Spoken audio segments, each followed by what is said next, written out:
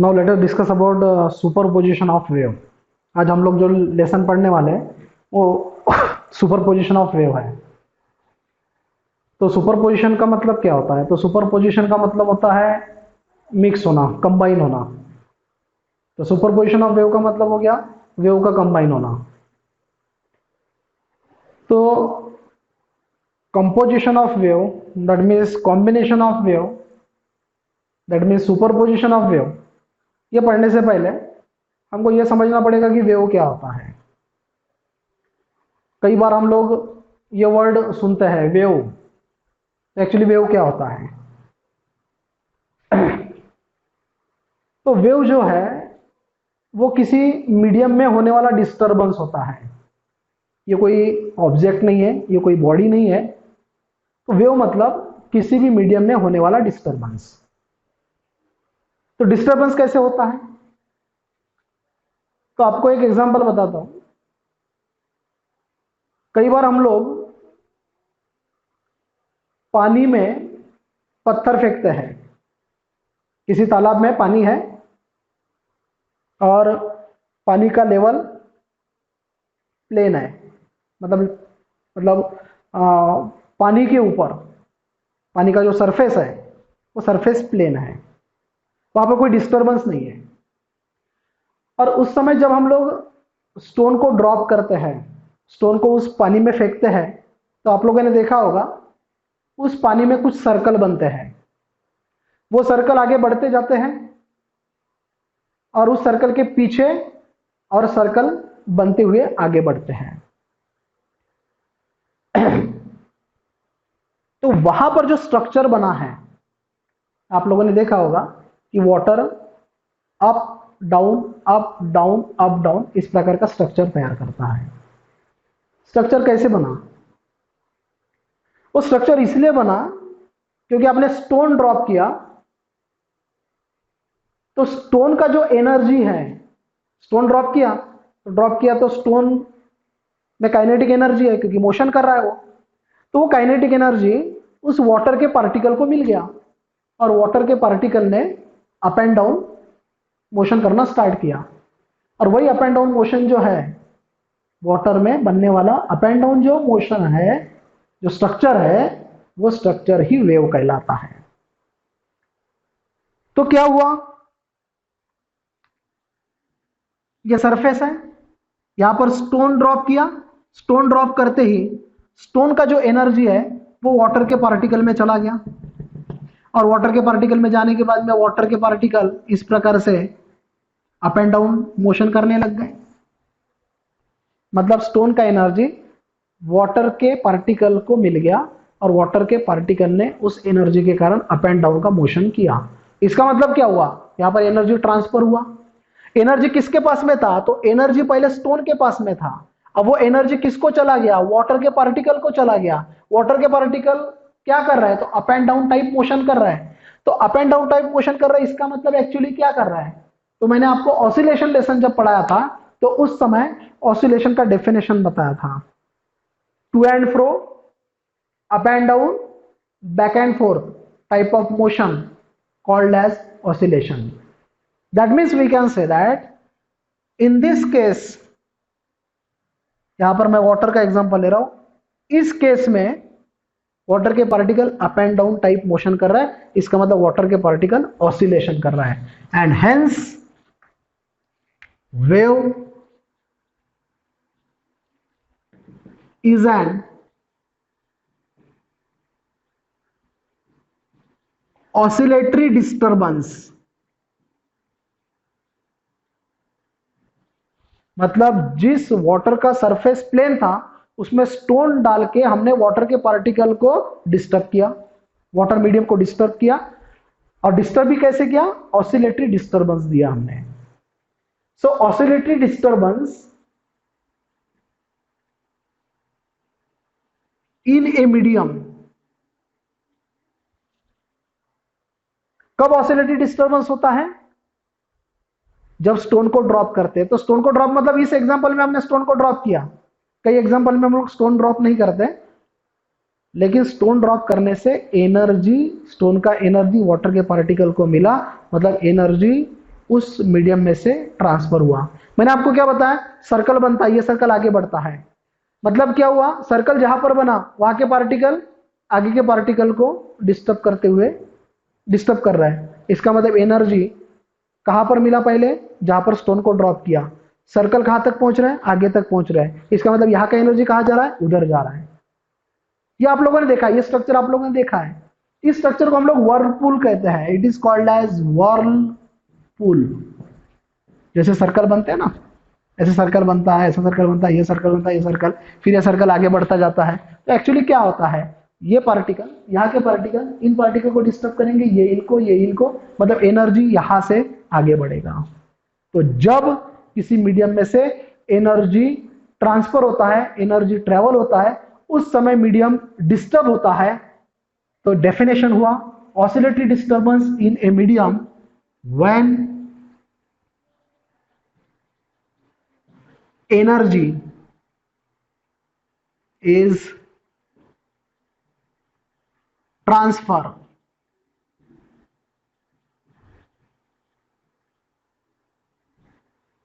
through the medium is called as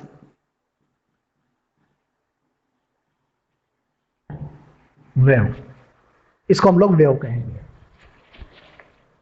Oscillatory disturbance in a medium when energy is transferred through the medium is called as the wave.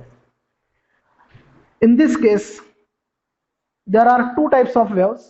First is called as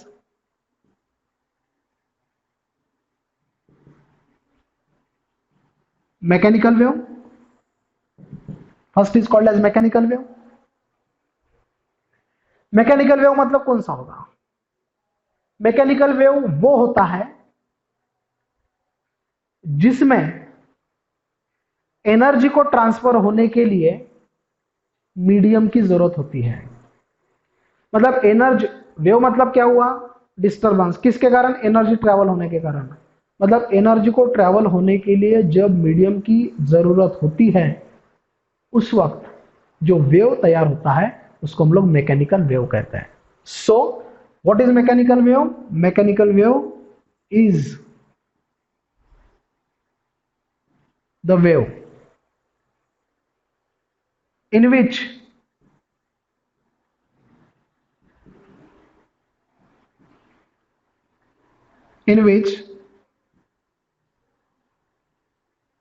for the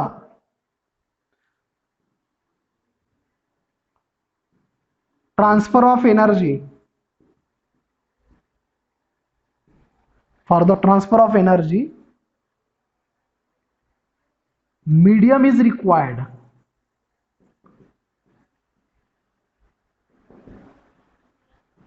is called as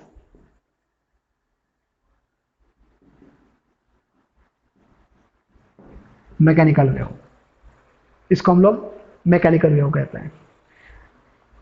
example of mechanical wave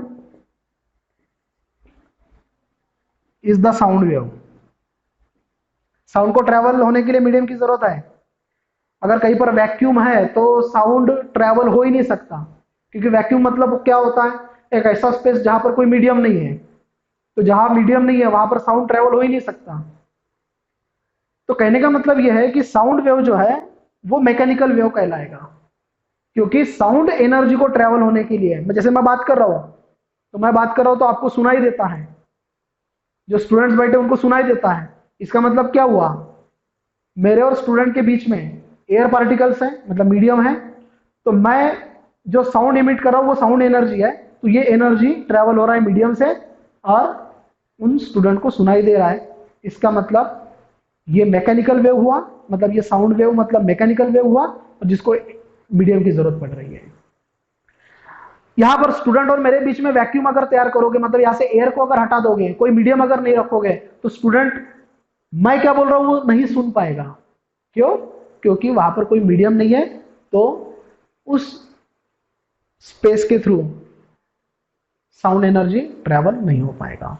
that means sound wave को travel होने के लिए, sound energy को travel होने के लिए medium की जरूरत पड़ती है, और वो कहलाता है mechanical wave. So mechanical wave वो वेव जिसमें एनर्जी को ट्रेवल होने के लिए मीडियम की जरूरत पड़ती है। Second, non mechanical wave. Non mechanical wave, what is non mechanical wave? इसके उल्टा, इसको मीडियम की जरूरत है,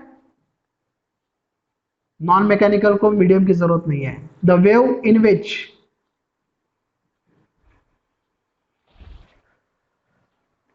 for transfer of energy medium is required, यहां पर इज नॉट कर दो, for transfer of energy medium is not required is called as non mechanical wave. Example of non mechanical wave is light wave. सन से निकला हुआ जो light है वो अर्थ तक आने के लिए 8 मिनट 20 सेकंड टाइम लगता है, 8 मिनट 20 सेकंड लगता है नियर अबाउट। तो सन से निकला हुआ जो लाइट वेव है वो अर्थ तक पहुंचता है, लेकिन सन और अर्थ के बीच में किसी भी प्रकार का कोई भी मीडियम नहीं है। Even in that case this light wave is travelling through this space. मतलब सन और यहां अर्थ, यहां पर जो स्पेस है वो वैक्यूम कहलाता है, कोई मीडियम नहीं है। फिर भी यहां से निकला हुआ जो लाइट वेव है वो इस स्पेस के थ्रू अर्थ तक पहुंच जाता है। ठीक है, अर्थ के सराउंडिंग रीजन में एटमॉस्फेयर है, लेकिन एटमॉस्फेयर कितना है? सिर्फ 450 किलोमीटर का है। अर्थ सरफेस से एटमॉस्फेयर सिर्फ 450 किलोमीटर का, तो यहां पर तो कोई मीडियम ही नहीं है ना। फिर भी यहां से लेकर अर्थ के एटमॉस्फेयर तक लाइट आ रहा है, वो लाइट एनर्जी ट्रेवल हो रही है। इसका मतलब इस एनर्जी को ट्रेवल होने के लिए किसी मीडियम की जरूरत नहीं है, एंड हेंस लाइट वेव और we can say light energy is an example of non-mechanical wave. So, mechanical wave जिसमें एनर्जी को ट्रेवल होने के लिए, या सिंपली डायरेक्ट मैं ये बोलूंगा कि वेव को ट्रेवल होने के लिए मीडियम की जरूरत अगर है तो वो मैकेनिकल वेव, और वेव को ट्रेवल होने के लिए मीडियम की जरूरत नहीं है तो इसका मतलब वो नॉन मैकेनिकल वेव। तो इस प्रकार से हम यहां डिस्कस किए, फर्स्ट वन मैकेनिकल वेव और सेकंड नॉन मैकेनिकल वेव। अब इसके बाद में हम लोग डिस्कस करेंगे ट्रांसवर्स वेव और लॉन्जिट्यूडिनल वेव, तो वो हम लोग नेक्स्ट क्लास में डिस्कस करेंगे। तो आज का अपना डिस्कशन हुआ what is wave, what is mechanical wave and what is non mechanical wave. इस वेव के आप लोग एग्जांपल लिख सकते हो, कौन सा? जैसे मैंने बताया waves, wave formation,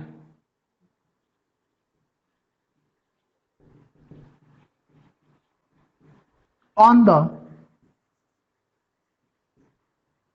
surface of water, मतलब वाटर वेव्स, जो आपको मैंने एग्जांपल दिया स्टोन को ड्रॉप कर दो। एक स्ट्रिंग का एग्जांपल ले सकते हैं, जैसे ये रस्सी है, आप रस्सी कहीं पर बांध दो, दूसरा एंड यहां पर पकड़ो और दूसरा एंड पकड़ने के बाद में यहां से जर्क दे दो, जर्क दे दो, तो आप लोग देखो ये रस्सी जो है, ये रस्सी के जो पार्टिकल्स है, मतलब रस्सी जो है ये अप एंड डाउन मोशन कर रहा है, अप एंड डाउन मोशन कर रहा है। इसका मतलब इस रस्सी के थ्रू, इस स्ट्रिंग के थ्रू भी वेव तैयार हो रहा है। That means we can say wave formation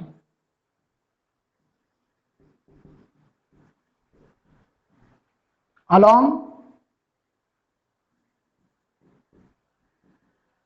a string is also the example of wave.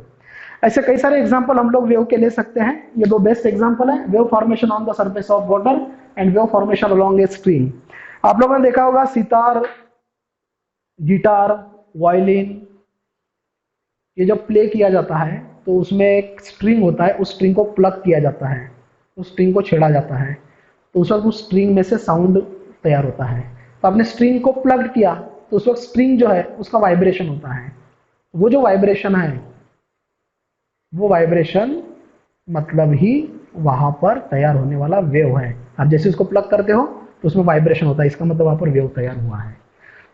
तो आपने प्लग किया, इसका मतलब उस स्ट्रिंग को एनर्जी दिया और वो एनर्जी उस स्ट्रिंग के अलोंग में ट्रांसफर हुआ, और जिसके कारण उस स्ट्रिंग के जो पार्टिकल है वो पार्टिकल वाइब्रेशन कर रहे हैं, क्योंकि हमने प्लकिंग करके एनर्जी प्रोवाइड किया। तो इस प्रकार से इन इंस्ट्रूमेंट में भी जब हम स्ट्रिंग को वाइब्रेट करते हैं तो उस वक्त एनर्जी प्रोवाइड करते हैं, तो वहां पर वो वेव फॉर्मेशन होता है। तो ऐसे कई सारे एग्जांपल हम लोग डेली लाइफ में देखते हैं कि वेव फॉर्म होता है। Okay, thank you.